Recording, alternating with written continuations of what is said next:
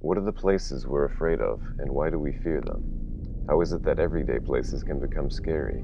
This project seeks to answer those questions. What makes a haunted mansion scary?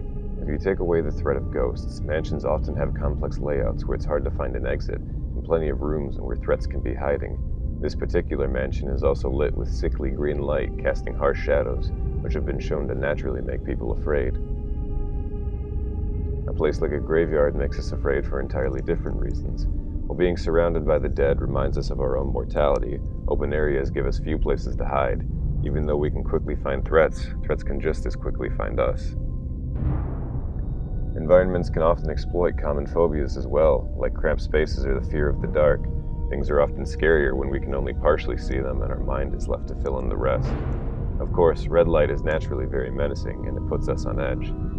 Of course, sometimes the scariest environments are the ones we're most familiar with. When places defy our expectations, like an abandoned school, it puts us on edge. But sometimes the scariest place is right at home, where we're safest, or where we want to be.